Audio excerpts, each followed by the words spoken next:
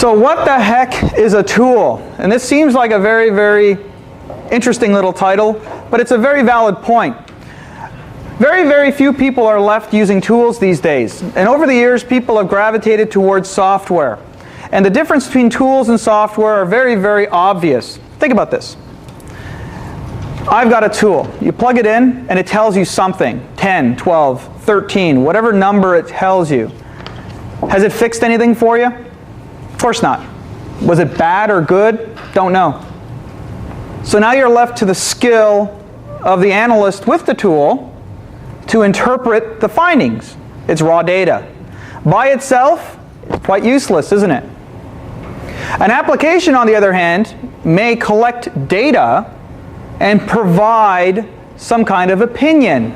High error rate, high congestion rate, high CRC rate, broadcast multicast storm, that kind of stuff, right? Duplicate IPs. So I'm finding there's few and fewer people left in the industry who are willing to take the time and effort to take a tool, insert it, and go back and correlate the information themselves. And that could be good or bad. It's not the point. The point is that very few people are left using tools. I like to always give this analogy about a tool. Everybody in this room has probably used a pocket knife at some point, right? Just open a box or an envelope or go after their boss, I don't know. But the point of the matter is, how many people in this room with a pocket knife can actually carve something out of wood? And maybe one or two of you can. And it's kind of funny because we would all have the same piece of wood and the same pocket knife, wouldn't we? So what's different? The skill and knowledge used with that tool, right? The other example is, hey look, you're playing hockey. You remember this when you're growing up playing hockey? There's the kid with all the latest equipment but can't play hockey. And then there's the kid with his running shoes running around in like the slush with the tomato pole handle that he had to steal from his father to put the rubber plastic blade on the bottom, and he's out playing everybody. A tool in the wrong hands is more dangerous than not having a tool at all. How many people plug in the tools and see the red light flash or the X come up and they panic? Ah! And I'm right beside them and I say, hey, what's that mean? The window's frozen. Good. So? Well, we got to fix it. Good. How?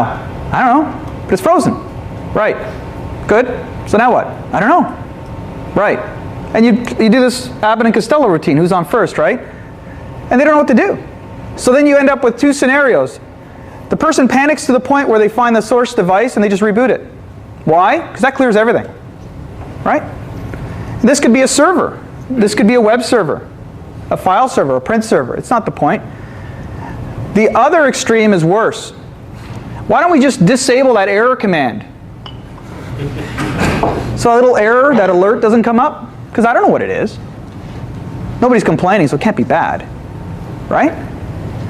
And think about it. This is part of the reason why the vendor charges a lot of money for the tool, is for this correlation and analysis of that data, isn't it? So if you go around just turning off all these alerts, A, you could have just told somebody to be quiet when they're the ones having the true problem. B, this could be an indication of a tremor, that something bad's going to happen. Or C, there's nothing wrong at all and you have to tune that alert. Something wrong with that.